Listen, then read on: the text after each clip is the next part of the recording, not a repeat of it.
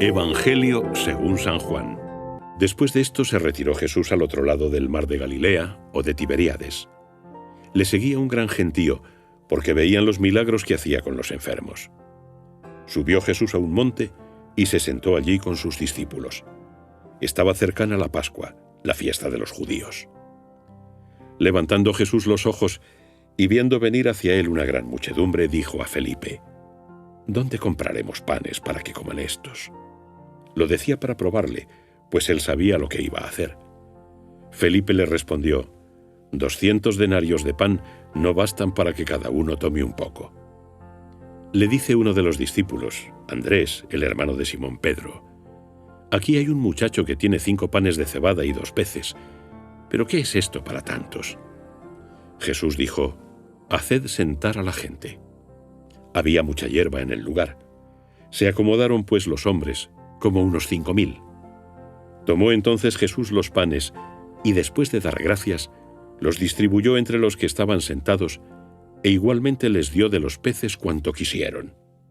Cuando se saciaron, dijo a sus discípulos: Recoged los trozos que han sobrado, para que nada se pierda. Los recogieron, y con los trozos de los 5 panes de cebada que sobraron a los que habían comido, llenaron 12 cestos. Al ver aquellos hombres la señal que Jesús había realizado, decían: Este es ciertamente el profeta que había de venir al mundo. Pero Jesús, dándose cuenta de que iban a venir para llevárselo y proclamarle rey, se retiró de nuevo al monte, él solo. Un milagro, la multiplicación de los panes. Milagro singular, por lo menos en el sentido de que es tal vez el único milagro que se cuenta en los 4 evangelios, pero cada uno le da un énfasis diferente.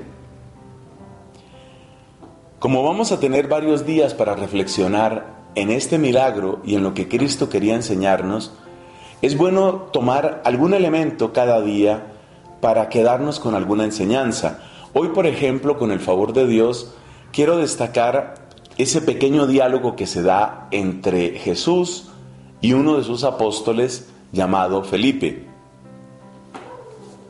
Jesús le pregunta a Felipe: ¿con qué compraremos para darle de comer a toda esta multitud? Felipe, que parece que era bueno para hacer esos cálculos, dice: 200 denarios de pan no alcanzarían para darle a cada uno un pedazo. Para que nos hagamos idea de cuánto es un denario, es algo así como el salario mínimo de aquella época. Es decir, a una persona se le pagaba usualmente por un día de trabajo un denario. O sea que 200 denarios son 200 días de trabajo, que es por lo pronto la mitad o un poco más, bastante más de la mitad de un año laboral. O sea que lo que le está diciendo Felipe es una suma realmente muy grande. Imagínate, aunque se trate del salario mínimo, imagínate lo que es medio año, más de medio año de trabajo convertido en pan, y todavía esa cantidad resulta insuficiente. Parece que eso era lo que Cristo quería que quedara muy grabado en la mente de Felipe y seguramente también en nuestra mente: la insuficiencia. A Felipe le quedó inmediatamente claro que ese era un problema que no tenía ninguna solución. No hay manera. Es decir, no tenemos ese dinero, no tenemos ese pan, no hay nada que se pueda hacer. Parece extraño lo que estoy diciendo, pero es como si Cristo empujara al apóstol Felipe a que experimentara su imposibilidad. Sin embargo, si uno lee otros pasajes del Nuevo Testamento, se da cuenta que varias veces Dios hace esa operación. Lleva a las personas a que descubran que no pueden. Porque descubrir uno que no puede, a veces es la mejor ocasión para descubrir que Dios sí puede. Descubrir uno que uno no puede es un modo de tocar su propio límite. Y cuando uno baja hasta el fondo último de su propia existencia y toca ese fondo último, uno está tocando el límite de sí mismo, pero también uno está tocando las manos de Dios. A veces experimentar la imposibilidad humana es la mejor manera de empezar a experimentar la posibilidad divina. En la Biblia varias veces nos encontramos el caso de mujeres que eran completamente estériles y que sin embargo dieron a luz a personas, y no cualesquiera, sino grandes hombres dentro de la historia de la salvación. Sara, la mujer de Abraham, era una mujer estéril y ella da a luz a un hijo que es Isaac. Y sabemos la importancia porque ese es el hijo de la promesa. Ana, la mamá del profeta Samuel, era también estéril y tiene a Samuel. Ella logra concebir de una manera milagrosa. Isabel, ya en tiempos de nuestro Señor Jesucristo, la esposa de Zacarías, también era estéril. Y ella da a luz a un gran hombre, el más grande de los nacidos de mujer, lo llama Cristo. Este se llama Juan el Bautista.